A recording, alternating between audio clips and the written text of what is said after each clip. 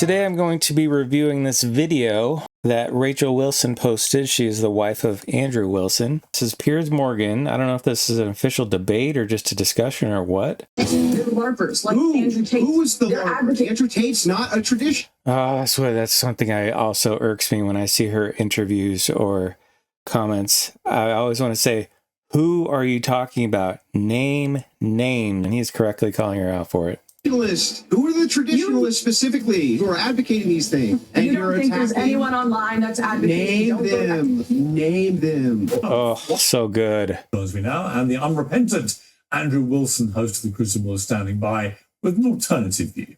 See, in your memoir, This Is Not Real Life, you detail these three acts in detail. And you start the memoir by saying your journey is that of a reverse Hitler. And you want to explore what happens when one wakes up from the ideological slumber. Just explain that. Sure, I'm being a bit facetious when I call it a reverse Hitler. I don't really consider myself alt-right, not at any point in my life. However, I certainly had more hardline beliefs when I was younger. I went viral at 19, and it's very easy to be certain about the world and how people should live their lives when you haven't actually lived it. And that's a very popular formula to get lots of accolades online because people want simple solutions. They don't want to actually have to look inward. They don't want to have to go through the complicated aspects of life where things don't always have a simple ABCD solution. We want to know it's either all women that are at fault for the problems with their dating life or all men that are at fault for the problems with their dating life. And that if you just follow a certain code, a radical ideology, everything will go perfect. But that's not how reality works. And I certainly learned that firsthand. So I've got Andrew Wilson from The Crucible. Oh, man, what a straw man that is. And it's an unspecific straw man. Who are you accusing? You know, it's not often people have their 19-year-old thoughts immortalized on the internet. It's not that I was wrong about everything. Of course, there are men who are sexually assaulted. Of course, certainly in the era of woke, there were a lot of men just being demonized for no reason, for making jokes. I don't disagree with every opinion I had, but I don't think that going to these slut walks and having debates with people who are not prepared to talk about these issues, who are clearly, in some cases, you're running around naked in the street to protest something. You may not be in the best state of mind. This is not the intellectual discourse that's going to solve anything. It's clickbait. And that really was the beginning of these quick on the street, 10-second clips of catch someone in their worst moment. And maybe it will solve something if you challenge somebody about something and you see, okay, well, answer for your opinion, and they don't have a good answer. Maybe it will get people to think. I don't think that's useless. We'll claim this is what all women are like. We'll claim this is what all men are like. I don't think that's productive to discourse, and I think it's really destroyed the online culture. It's destroyed. It's not only not productive, but that's destroyed. The man on the street stuff, asking people, challenging people in person, is this your belief? What do you think? And all the right-wing people that I see doing it, almost all of them, are doing it respectfully. They're doing it pointedly, but they're doing it respectfully, like challenging people with the Socratic method, like Steven Crowder, like Charlie Kirk. But that's what's destroyed online discourse. You wrote in the book, I wasn't a Nazi, though I can't deny that the constant stream of internet messages praising me for embodying that identity created a disorienting, dreamlike state around the concept. Nazism became less of a historic reality and more of an abstract movie-like aesthetic and joke. For sure. But that's a pretty devastating thing to admit, isn't it? That you found Nazism a joke and a kind of movie-like aesthetic, not reality, because the reality is so completely horrendous. Well, I think when you've grown up on the internet, which I did, I've been on computers since I was 3 years. Are they going to let Andrew Wilson talk at any time here? Old. Everything becomes a bit distant. Reality is always put through this deep fry of online culture. And you see this with people who have the hammer and sickle in their... Say what you mean, ma'am. She's talking in so much generality. She's like James Lindsay, speaking in such vague terms, not naming names, saying vague, generally true things, or things that aren't really true, but they're so vague it's hard to pin down. Bios on Twitter that are LARPing as communists. Do you think that they would fare very well in Soviet Russia, Because when she speaks in this vague way, she can always say, well, that's not what I meant. If you call her on something, and she could be like, well, that's not what I meant. Well, you're not speaking clearly. Half of them would probably be in the camps. This is when you're 19, when you're 20, these ideologies are it is funny. It's used as a form of humor. It's used as a form to LARP and an aesthetic. I don't know what else to tell you. This is not the mind, a fully developed mind that has integrated and really felt the world. All of it is too far away. No, we get it. From me when I'm that age to take seriously. Not great. Not saying that's an awesome thing, but that is the reality of the online discourse right now and the one that I was a part of. When you were 22, you stepped away from the internet to marry and pursue a life as a trad wife, traditional housewife. And you're right about this. I genuinely want to live up to the ideals I champion publicly, the moral person, the defender of family. I wanted to become that person. I come to believe that even if I stumbled on the path, I could still get this part right. If there's one thing I could redeem, one role I could succeed. By the way, how far are we in? We're 6 minutes in. Andrew Wilson hasn't said a thing except for the opening blurb. In this interview, we're 5 minutes in. You've asked her like 4 questions, dude. I thought that if I could just be successful in marriage, it would fix... Andrew, just take a nap, bro. Just take a nap. They can wake you up in an hour. But that idea was a recipe for disaster. And ask you why you're such a horrible person, which probably is the question he's going to ask you. From the start, and sure enough, you're Look, he's napping. He's like, dude, this is ridiculous. He's looking at his Twitter right now. He's like, this is silly. Piers, let me know when you get to me, dude. I'll just go scroll on Twitter. Fears became justified. The marriage ended in a very bitter breakup. What did you learn through that period of your life? Well, first of all, I entered the conservative media space. Andrew needs to find those glasses, those sunglasses that have eyeballs painted on them. He can just put them on and then just take a little short nap until Piers gets done asking Lauren like 15 questions. Thinking that it was something that it wasn't. And I lived a life that wasn't traditional. I lived a life that wasn't preparing me for a real marriage. It was a lot of sex, drugs, and rock and roll in the conservative space. But that's something I learned along the way, is that a lot of this is performative, as well as the trad life stuff you see online. I went, and when I was married, it was not a healthy situation, but I was sitting and posting on Instagram pies that I was baking, saying I've never been happier, because that's what I wanted reality to be, and that's how I wanted other people to think about me. And I think we forget that people are doing this on a political level as well. We know everyone's editing their photos on Instagram. We know everyone's doing certain poses to look a certain way, but people are politically posing themselves to be of ideological sects, whether it be Christian, because you get a lot of money and accolades for doing that, or, a communist, and they're not living these ways. They're living in mansions. If they're an activist for Greenpeace, they're flying in private jets. This is just another... This is her whole thing, and this is what I have a problem with her about. And I think there's a disconnect here. She has like 2 streams of consciousness that need to meet and reconcile their differences, because she's saying, oh, these conservative people, they're not living up to their conservative values. And I'm like, dude, nobody is living up to conservative values. Do you think anybody is perfectly honest all the time? No. Do you think anybody is perfect in every way, lives up to conservative values all the time? No. That's normal. These are standards we aspire to, and we fail to live up to them. And some people really fail to live up to them if they're corrupt. Okay, I'll grant that. But that doesn't mean the value is wrong. That means you had a moral failing. This is her problem. She's saying people are not living up to these values they say. They're being performative. No, maybe they're just having moral failings, ma'am, like you did. That doesn't mean the value is wrong. And if somebody is just faking it, like you claim some people were in your video, I think 3 or 4 years ago, she made a big, long video about all these conservative people that she had been involved with, alleging all these things about all these big conservative people, Paul Joseph Watson, Tommy Robinson, Milo Yiannopoulos, Faith Goldy. She's alleging all these things against them. And I'm looking at these allegations. I'm like, that's it? That's your big expose?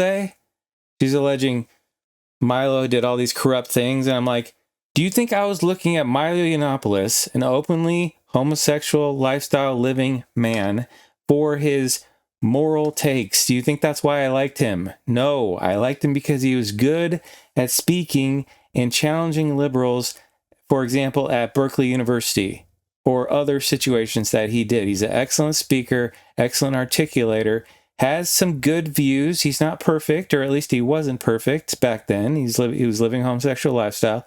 He's changed that now. He's attempting to live on the right path. So good for him. Tommy Robinson saying like, oh, he didn't pay people on time or something, and his organization was chaotic. I'm like, that's it? He has a chaotic organization? That's your beef? What are you doing? And you're calling him a hypocrite over that? Paul Joseph Watson, he took her out on a date, and she says he wanted to sleep with me, but I said no. And I'm like, okay, he doesn't even claim to be a Christian. He doesn't even claim to wait before marriage to have sex. And Faith Goldy, she's like, oh, she took credit for something that I did. I'm like, bro, why are you like going? And I'm sure all four of these people would have their side of the story, by the way. That was her side of all four of those stories. And that was basically it. Like her running down all these people on the right who have been very effective. And she's running them down for these minor things, very minor things, and saying it's all performative. They're all being performative now. Aspect of that is going on in the right-wing sphere is the trad life LARPing. And I did that. I was essentially, not intentionally, I was lying to my audience about what reality was because that's what I wanted it to be, because I didn't want to be a proof of... There's something wrong with her, honestly. This is like drug fuel. This is like drugs. Too much drugs affected her mind. She doesn't get it. Her reality has been so discombobulated somehow by something. Concept gone wrong for the ideology I had promoted for 10 plus years and essentially ruined my life for, got banned from... You didn't ruin your life. That didn't ruin your life. You faking it didn't ruin your life. You not following through on certain principles ruined your life. That's what did it. Not you trying to... Can you imagine the mentality? Like, these principles are bad because I tried to live up to them and I didn't, and I failed. And so the principles are bad. I hope to get Andrew in here soon. Countries for arrested, questioned under the Terrorism Act. I didn't want me to be a proof of concept gone wrong, the same as detransitioners get kicked out of the left because they're proof of concept gone wrong, right? We ignore the people who fail these things because we want simple solutions and ideologies that always work, but that is not real life. And this may just be her misunderstanding of life. Like, oh, I did these trad values and it wasn't easy. Okay, well, life is not easy, ma'am. Maybe that's the disconnect here. She tried it. She didn't live up to it. Maybe she found it boring. Maybe she thought it wasn't easy. Maybe she had some hardships with her husband, like a natural, like, getting to know each other process as a married couple. Who knows what happened with her? I don't know. I wish she'd talk about it more clearly and specifically. But just because it was hard, just because you failed, that doesn't mean it's not right. Maybe you got spoiled by being a young, attractive female online, and you thought everybody would hand everything to you all the time and never say no. And then your husband comes around and you're like, dude, he is not giving me constant adulation like all these people online do. Like, what is this? And you got spoiled. Maybe that's what happened. You conclude the book by saying, I truly believe our minds are being sold to the highest bidder, and that politics isn't the path to real change that many believe it is. Technology is being wielded to distort our perception of reality. And in the end, it doesn't matter if our digitally curated governments are red or blue, they have no souls. Andrew, let me bring you in here. I mean, you've been listening to what Lauren's been saying. What do you make of it? Well, there's some truth to it, and then there's some things that have no truth to it at all.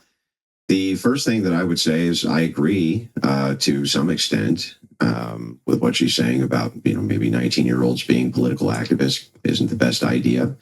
But for Southern, the big problem that she has a credibility issue, and the credibility issue is self-imposed. It's not a credibility issue due to external factors that happen to her. It's credibility issues due to the actions that she herself took. Oh, thank you, Rachel Wilson, for posting this on your Twitter. So the idea here is, like, first of all, you don't actually have any evidence for the position. It's all anecdotal. Yes. It's nothing more than just kind of vibe. She's just vibing it out. It's like, where's the actual evidence for this? Nowhere. I have a completely different aspect of media and a completely different experience than you had. But I also wasn't doing all the drugs. I wasn't having all the sex. I wasn't doing all that shit. And so it's like, that's definitely gonna mesh out a totally different experience. How can she say it didn't work for me? You didn't do it. Like these traditional, they don't work when you're smoking crack and having sex with degenerates. That doesn't work. Yeah. Hey, this diet didn't work. Yeah, it doesn't work when you eat brownies and ice cream all day. Yeah, this diet's horrible. It really didn't work. For you than it would for me. So why should we believe? I guess my position reduced is I don't think that the right pushed you out because you weren't good enough. I think that the right pushed you out because of decisions that you made, which led to a credibility problem. Yeah. And that most of this is just cope. Yeah, it was a credibility problem, but also that's a big part of it. It was a credibility problem. Also, she got together with Destiny. So that's like a big, it's like kind of traitorous. It's like, why would you bond with somebody so absolutely opposite of traditional values or right-wing values? Like, what commonality could you have there? And it's like, were you ever a conservative at all? Were you just LARPing? Maybe you were, and that's what people thought. But even if she did that, I think people would still accept her despite that, if she still maintained traditional values. I know that would be her not living up to it, but I mean, people accept Milo as an example. As I said before, he was living a homosexual lifestyle. People still accepted him because he still maintained traditional values. He still upheld the values. And that's the bottom line. He upheld the values, and that's what people are watching him for, to uphold the values. If he's not living up to the values in his personal life, people are like, well, that's a moral failing. But he's at least saying these are the values. But what you're doing, you didn't live up to the values. That's one thing, and that does hurt you. But now you're not maintaining the values. You're saying these values don't really work, and you're being so wishy-washy. You're like, well, maybe it doesn't work for everybody. Now you're going into this relativism stuff. And that's why people are now rejecting you, because they're like, no, dude, you did what you should not have done. You turned your back on the point of all of it, is upholding these values. That's the point of all of it. And now you're becoming wishy-washy, and people are like, no, dude, you're not getting away with that. Maybe you thought you could because you're pretty, and you're like, well, they've loved me forever. Now they'll love me I'm pretty while saying something else, and they'll just accept that too. Like, no, it doesn't work. It doesn't work. The values are paramount. Laura? I'm not concerned. Yeah, I'm not concerned about the right pushing me out, left not liking me. A whole lot of people don't like me for various reasons. Yes. But I don't think this has much to do with my good or bad decisions. I've lived a very strange life. Analyzing my relationships as any sort of thing that could be imposed on the wider population just doesn't make sense at all. Most people don't have a Wikipedia page that labels them a Nazi or a white supremacist. Doesn't matter. None of this matters, ma'am. Yes, you lived a different kind of a life. That doesn't matter. That doesn't have any impact on anything he said or anything in the discussion. Haven't been banned from a variety of countries, right? Feds show up at their door trying to convince them to be Why does this matter? An asset. This is not a normal life. But when I do look at the average life, they are struggling to impose trad ideals. It's something they may want, but they simply can't have the stay-at-home house. Yeah. Who? Life when the economy is the way it is. Just let me finish, Andrew. No? And it's not even what most people want. 75% of men say they want a working woman in their life. Men who get married older and women who get married older tend to have more successful relationships. Higher educated families tend to be less likely to divorce. A lot of the stuff that the trad life is advocating simply does not play out in positive results, born in the data or in what I'm seeing around me. Yeah, but this is really elusive, right? And you use ambiguous language and equivocation here a bit. Yes. Let's start with this. What is trad exactly? What even is it? Yeah, I mean, I think that's a great question. If you look at the online world, I think it's this assumption that you have the man go to work, you have the woman stay home, she's having the children, you get married very young, you stay a virgin until marriage, you don't go to university. That doesn't work to stay a virgin until marriage? That absolutely works. The data backs that up. Kind of go into the trade. Certainly women don't get educated. There's just this idea that we go back to the 50s, which I think is...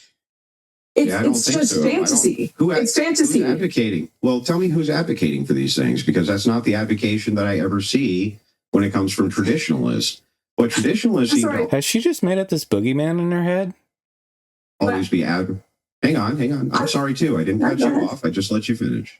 What I see advocated from traditionalists is something completely different. They're trying to epitomize a value structure, not necessarily a lifestyle structure. Not saying that moms can't go have jobs. They're saying that they need that a wife is supposed to prioritize all of her family before herself and the husband too.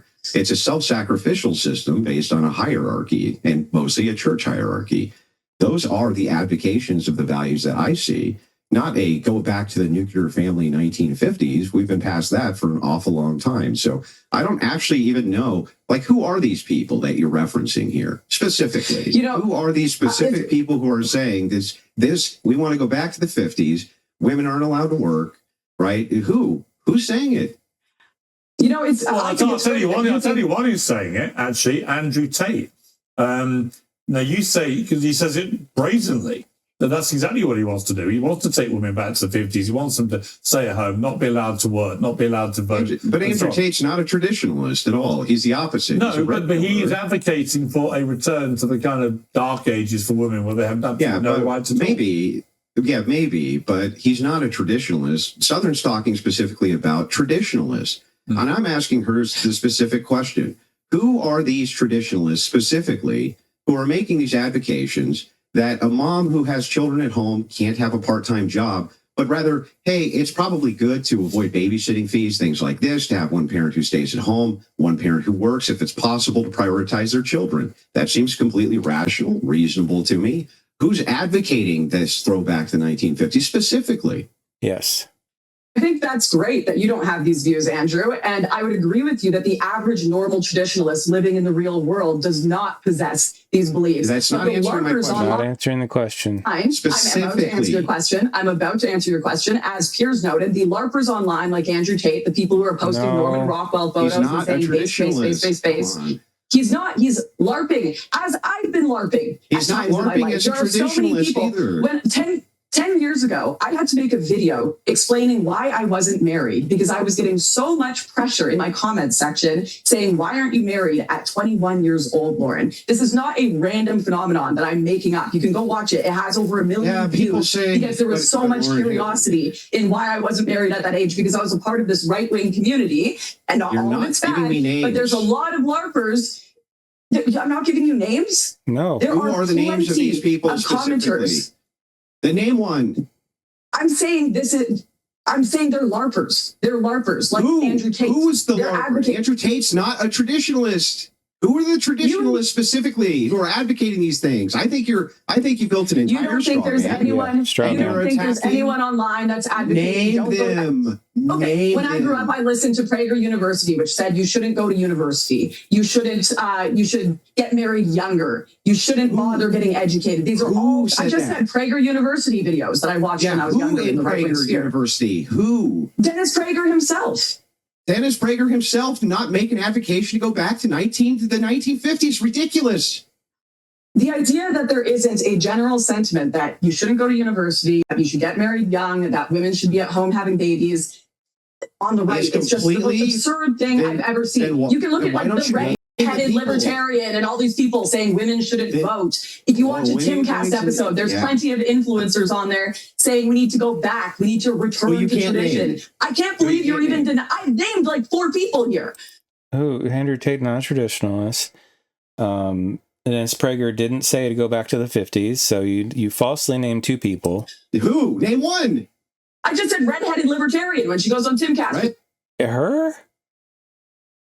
She said go back to the 50s? No. Red-headed libertarian shouldn't vote. Red-headed libertarian may think that the 19th Amendment needs to be repealed for external reasons. I don't know exactly what her reasons would be, but that would have nothing against these people either. The idea that there isn't this advocacy going on the internet is absurd. That has nothing to do with the position that these are traditionalists who are saying we need to move back to the 1950s and wives can't work, and that's ridiculous. I've never heard this inside of any of these circles. You've never heard the argument. You've never heard the... Redhead libertarian works, by the way.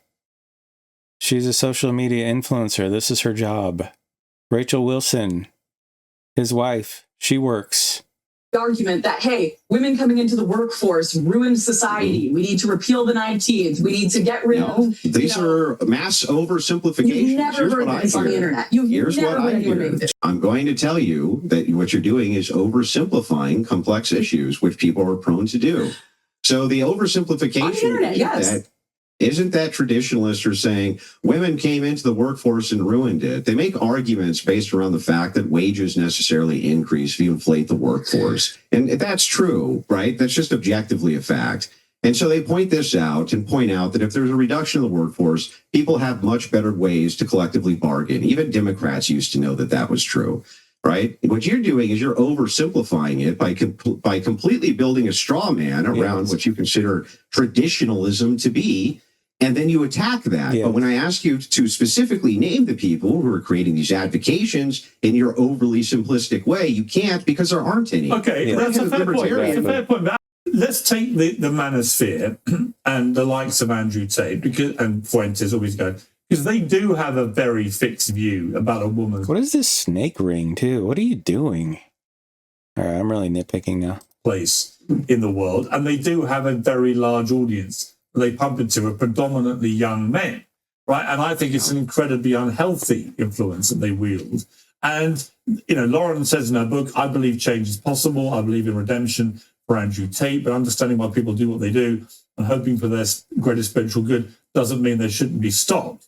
And the reality is you can't stop people like Andrew Tate. They don't want to be stopped unless he gets incarcerated, which he may well be. But in terms of his views, pumped out to his millions of followers, that women shouldn't have a vote, shouldn't have a job, should stay at home, all the things Lauren was saying. And let's put aside the traditional, the trad part of this and talk about a modern bastardization of trad, if you like, in the face of people like Tate.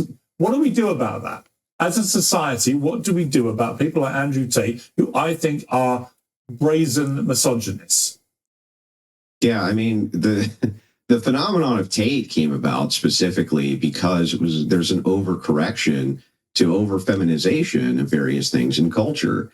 And Tate was one of the guys who came out and was like, no, all things masculine are actually good, and this kind of thing. Now, I don't have any large advocation for Tate's message. I believe much of it is degenerate, and I've said so publicly.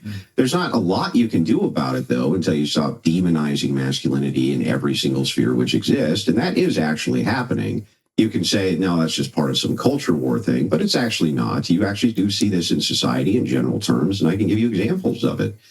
Now, as far as Fuentes is concerned, you're talking about two distinct ideologies which are coming together. The Fuentes ideology is focusing on everything from a religious Catholic lens. Within the purview of his lens, it's hierarchical. And so it's not that women have less ontological values. It's just that within the hierarchy of family, the man's going to be the Christ head, and the woman who's the wife is going to be subservient to the Christ head. That's the way that it operates within his view. That's consistent with his view. Now, that's consistent with most Catholic views, in fact. Now, Lauren's right in the sense that when that's applied, it's very tough, but the church promises you that it's going to be. It's really going to be a tough thing to submit to your husband. It's really going to be a tough thing for the man to submit to the church. The church assures you that this is going to be the case. They assure you of it. So it's not like you don't know that it's your cross to bear, that this is going to be really tough. It is really tough. And I've never heard anybody BS about that it's real tough to be a Christian. It sure is. Lauren, you were brought up in a very evangelical household. So what do you feel about that?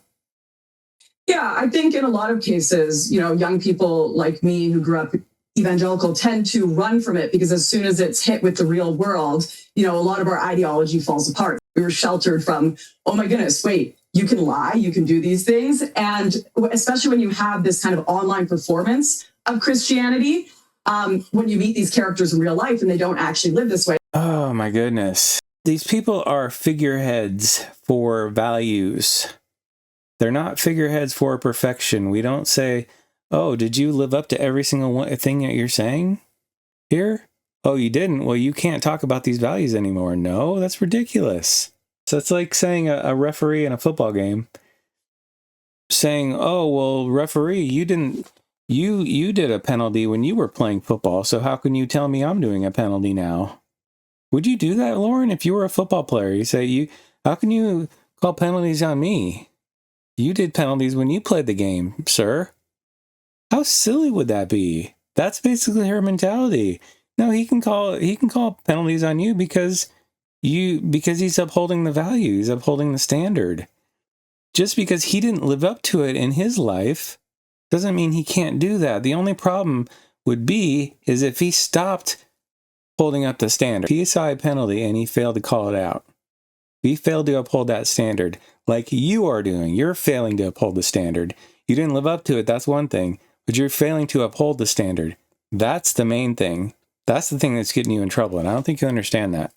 Need to adhere to the church. And I agree. I think that would really help society. But most young people are not being raised religious. They're not being raised in homes that have morals and traditions. They are being raised on modern media. They're having sex before marriage. They're starting OnlyFans. They're going off the path and they don't see a way back. And I think calling them irredeemable, going on things like the Whatever podcast or Fresh and Fit and calling them whores or sluts, which there's another one, Myron Gaines, one of these people promoting this very rigid belief of where women need to be in society.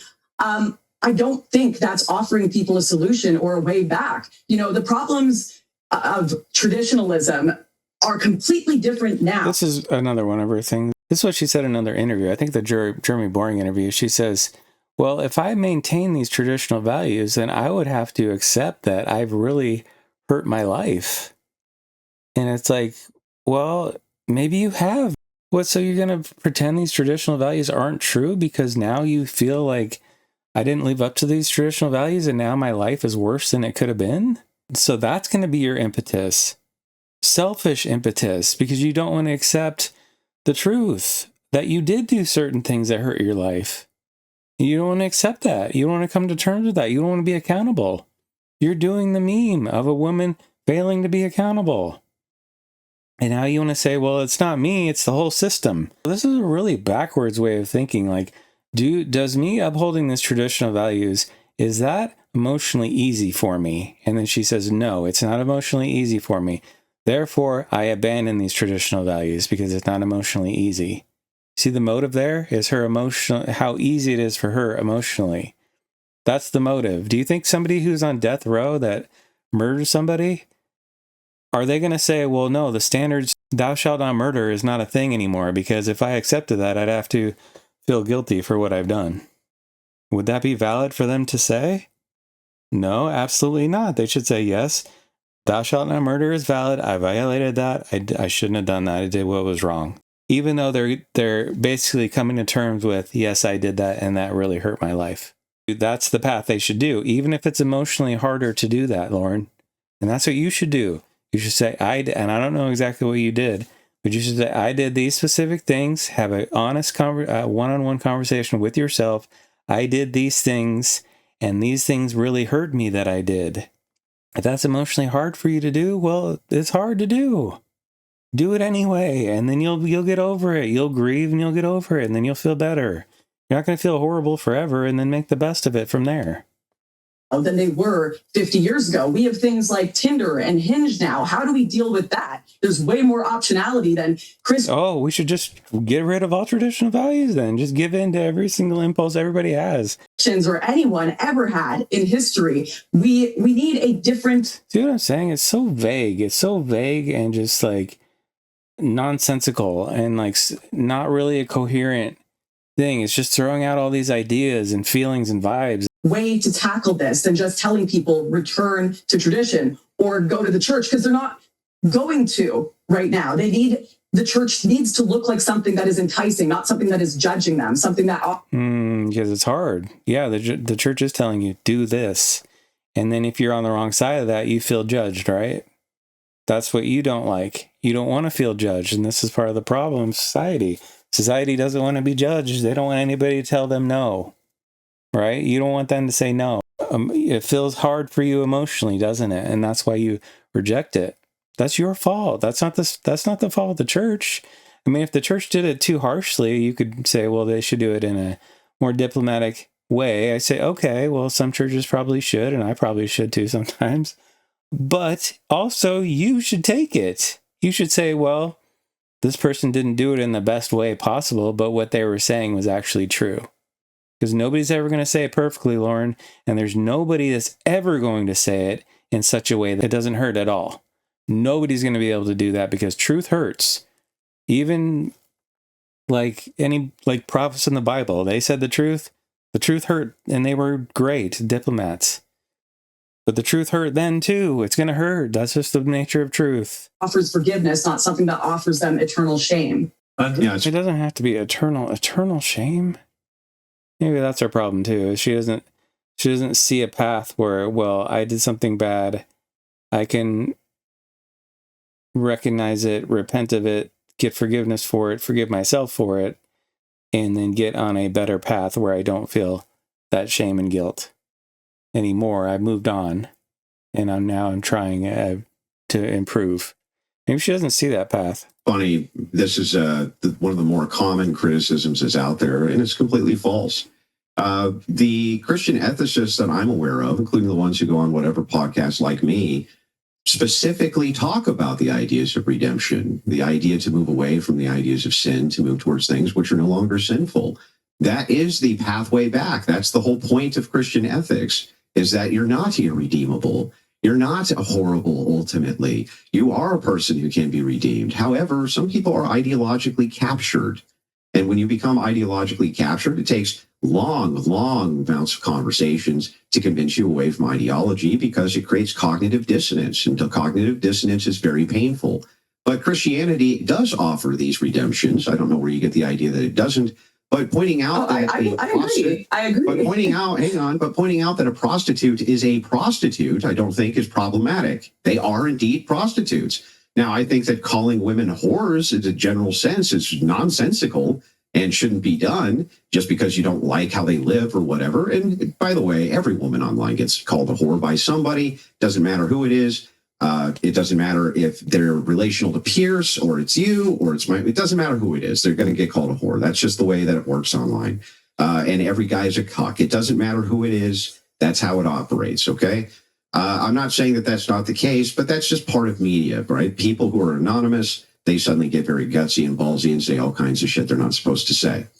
But the point here is that there is an offerance of redemption that comes through these ethical systems. I don't know why you think that there isn't. There always has been. And I don't know why you think that for some reason, whatever podcast hosting these ideologies for long form debates, which are 8+ hours most of the time, usually with people who are psychologists, women who are very, very well educated, who go on there to represent their worldviews, is somehow a negative to society when it's putting on display the very thing that you're talking about. What is the distinct ideology which is offering these very pathways? You seem to only be interested in the fact that, hey, the online culture's messed up. The online culture's always been messed up. It's never not been messed up. It's always going to be messed up because culture itself is screwy. Okay, it just is, ultimately.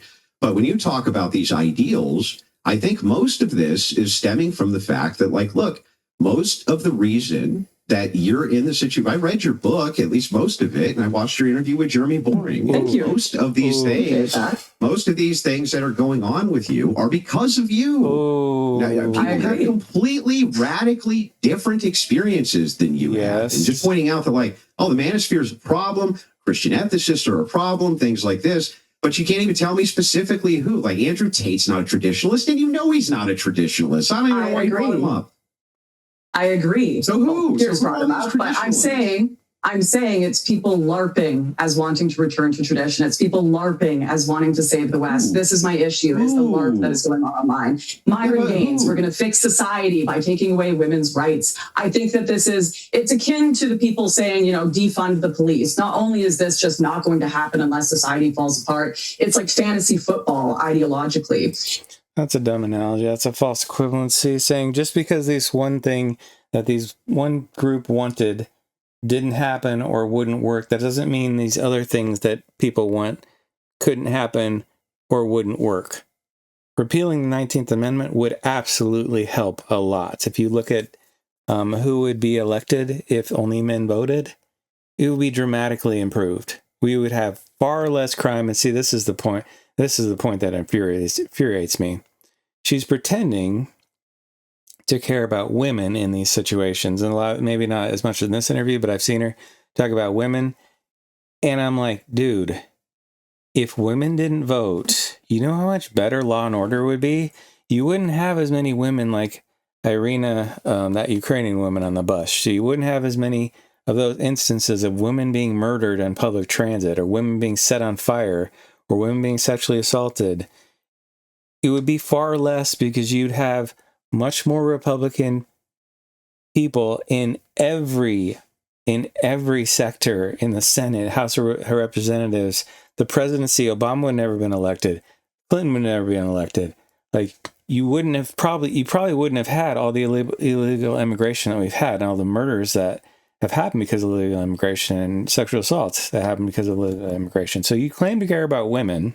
This is how shallow she is, by the way. I'm being very pointed now. If women hadn't been voting for all this time, they never got the right to vote, we'd have dramatically different government, dramatically different country, much better and much safer for women, much less murders, much less sexual assaults. I'm talking like hundreds of thousands, maybe. I haven't looked at the numbers, but it would be so much less. And she's like, no, I want all those sexual assaults. I want all those murders of women because I don't think it's easy for a woman to accept that they're not allowed to vote like a man is. It's just hard for them to accept that. I'm willing to accept all these murders. I'm willing to accept all these sexual assaults. That's how shallow she is. Because she doesn't like that feeling of, oh, you get to vote and not me? Oh, I don't like that. So I'm willing to let all these women be assaulted, all these women be murdered. She doesn't think about it. She hasn't thought in those terms.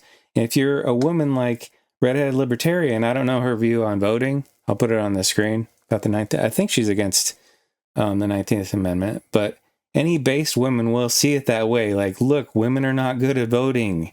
Not as good. I mean, there's women that are good at voting, but not as good. The trends say women are not as good at voting as men are. They're not as good at law and order as men are. So that creates problems when you let women vote. You're going to have a society that has worse law and order. That means more crimes. It means more murders. It means more sexual assaults. So she understands that, redheaded libertarian, and she's saying, no, yeah, we shouldn't have women vote. For women's own good, you shouldn't have women vote. They're not doing a good job at it. And then Lauren says, I don't care about any of that. I just don't like women feeling some kind of way because men can vote and I can't. Because she has this like closet feminism thing going on. We should be equal in every way. We should be able to do all the same things in every way. Not thinking of it in the big picture. That's how shallow, selfish, and sociopathic she is. And I'm not sitting here and pretending I have a perfect life by any stretch. If you read my book, you'll know most of it is an analysis of my own poor thinking and poor decision making. Laura, where have you washed up in your life? I mean, how do you feel now as a woman about your place in society? Have you found love again? Are you going to get married again? Kids? I mean, what's your worldview now of that, for example? I'm a lot less strict in my life about how I think it's supposed to look. You know, I'm not delusional about the fact that I'm not an easy person to be with. As Andrew has pointed out, I've made a lot of poor decisions in my life. Not all of it because of my own fault. Some of it. Yeah, this feminism stuff is going to make it very difficult. And that's maybe what we saw there was a clue of, hey, she's like, no, I'm willing to accept all these terrible things because of my like latent feminism. I don't want you to have a vote and me not being able to vote. And maybe that attitude went into her marriage and saying, I don't want you to have anything that I don't have. I want to be on the same plane as you. I don't want you to be the head because that means you have different role than me, maybe a greater role than me in some respects. And I don't want that because I'm a closet feminist. Even if that would help the family, even if that would be good for us in the long run, it might be hard for me in the short run. Might be hard for women on election day to say, oh, man, I wish I could vote, or why do they get to vote and I can? Might be emotionally hard for 2 seconds, but in the big picture, you look at it and say, will this produce better results? And the answer is yes, it will produce better results. In your marriage, was that the case? You were not being the wife, you were not being in your feminine role, you were trying to be in the masculine role on an equal plane as your husband. Is that what happened? Because it probably was what happened based on your attitude that you're showing here. But going viral at 19 for being on the right wing, getting slandered as a Nazi, a white supremacist, banned from countries. I can't even rent places to this day unless it's from a friend or a friend. I can't get a mortgage. These are things most people can't handle. I'm actually dating a lovely conservative guy right now, so I'm healing that part of my life at the moment. We'll see where that goes, but it's not. And he's going to have to deal with you just like your first husband had to deal with you. Look, if you don't fix this, ma'am, how is this going to be any different than your first marriage? And maybe the first guy was abusive. Who knows? Maybe he was abusive, but maybe it was his fault more than I know because I don't know much about it. But if she's bringing this attitude, look, even Piers is like, oh my gosh. But that's not what he's saying. I'm just kidding. But if you're bringing this attitude, ma'am, that's not where this attitude that we have to be equal and I don't want these traditional values. It's so like relativist. It's so just ungrounded. You're so ungrounded. How is this going to work? And then after that doesn't work, are you going to say, well, no, I'm going to try something different? Like, why don't you figure it out? Like, straighten these things out in your head. He's trying to straighten you out. He's straightened you out a few times on this video. Like, take that to heart. Like, honestly, listen back to this interview that you, or this debate, whatever you want to call it. Honestly, listen to it back and say, was anything he said valid? Yes, a lot of it was. And saying, how can I apply that to myself? Or how is that conflicting with what I currently think, and which is the right thing to think? Not which is emotionally easy for me to think. You got to get that out of your head. That is not a factor. You got to consider, is this correct what he's saying? Not is it easy? Is it correct what he's saying? And it is correct what he's saying. You got to get rid of that stumbling block that you keep stumbling over of, is this emotionally easy? Or what are the ramifications if I accept these traditional values? What are the ramifications of this? It's going to be hard for me, or I'm going to feel some kind of way. That doesn't matter. That doesn't factor into the equation. We're talking about what is true and what is good. And if you're not in alignment with that, ma'am, I don't know how it's going to go better for you. I don't know how that's not going to trip you up in the future with this current guy or anybody else. Not advocating that my life is the perfect model. I'm saying I made a lot of mistakes, and I made a lot of mistakes because I got sucked into the internet and the performance. No, that's not why. That's not why. I was more interested in projecting certain ideology. It was you were the problem. It was this feminist mindset that was the problem. And getting likes and accolades than actually living that and changing my own life. And I think that's the biggest problem with stuff like the Whatever podcast, Andrew, is it's an insult to the intelligence of the audience to pretend it's anything more than clip farming to humiliate these girls for entertainment and money. If you really care about someone, you take them off camera and you talk to them about their soul. You don't ask them, do you identify as a Christian on the internet? You ask them how their journey is off camera. You don't try to clip farm to humiliate them. That's a completely different thing than actually guiding people towards healthy lives. Andrew, conclude things for me. Yeah, I mean, it's a self-refuting prescription. It's like, look, I'm not telling everybody that they should follow me, but there is a serious problem here that's going on that people should be, following along with, so that they note the serious problem. It's like, it's still prescriptive. You're still trying to make it a society-wide basis. You never really did answer to me who these individuals are who are advocating these things, and how it's not just a straw man position that you completely built up in your head so that you can attack it publicly without ever giving anybody any actually real details about specifically who these people are, what it is that they're actually advocating for, what their positions actually are. It's just one. Me, Andrew, I'm one of them. It's me. I was one of them. Yeah, I know. I went online and I told people how they should get married, how they should live their life, and I hadn't lived it. It's me, and it's the people that were around me, because I listened to people on the internet. No, just you. And guess what? I got very viral and famous, the same way Myron Gaines did, the same way Andrew Tate did, because LARPing as an influencer online. Traditionalists.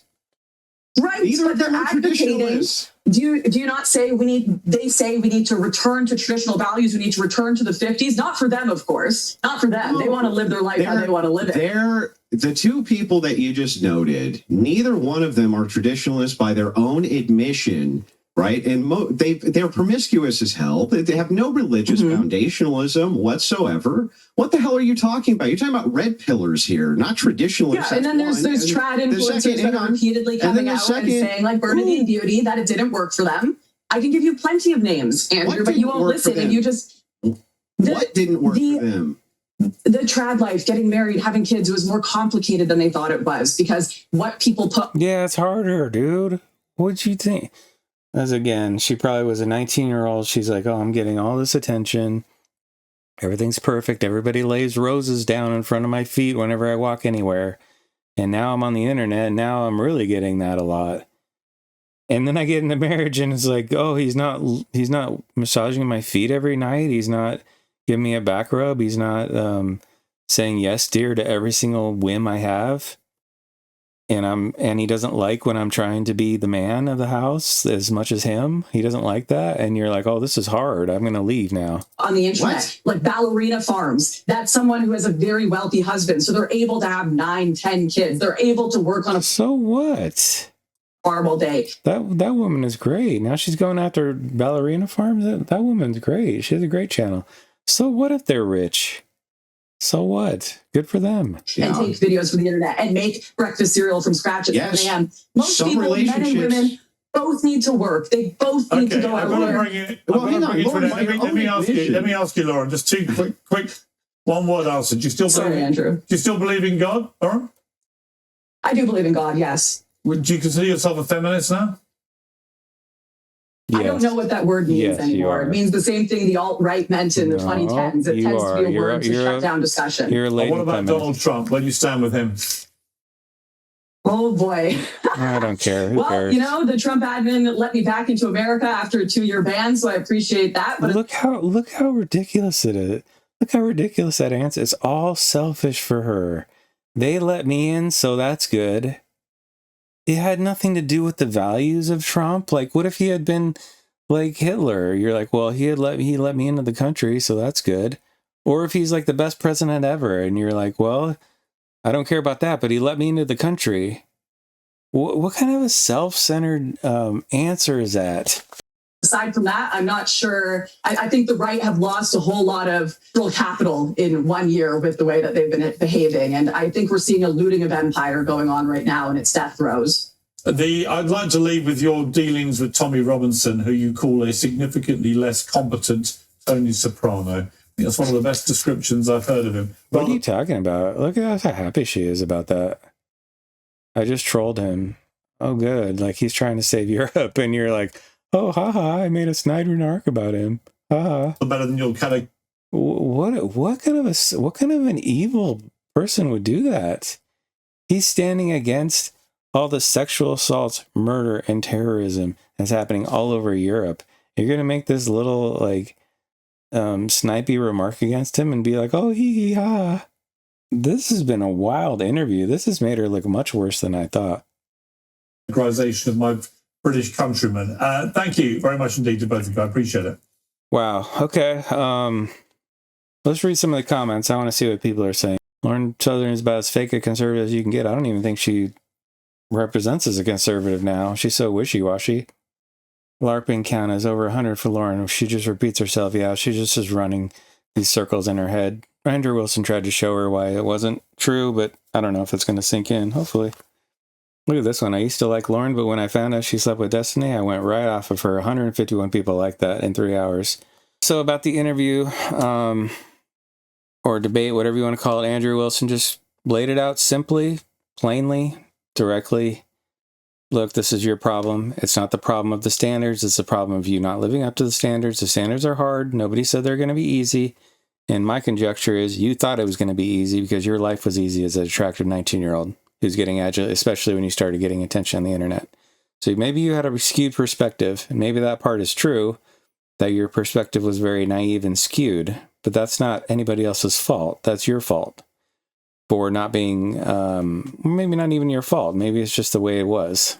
But if that led you into being a spoiled brat in your marriage, then it is what it is. And that's not anybody's fault for you doing that. They don't have the internet or men who like you because you're attractive and young do not have any obligation to make you mature. That's your responsibility. That's your parents' responsibility. It was also your responsibility. I don't want to come down too hard on her because I don't know all the details, by the way. I don't know all the details, but I hope she gets it. I hope she understands, look, these values are good just because I didn't live up to it and now I feel some kind of way. That doesn't mean they're bad. Good performance by Andrew. Lauren, hope she takes it to heart. I wish her the best. So thank you for watching. I'll see you on the next video.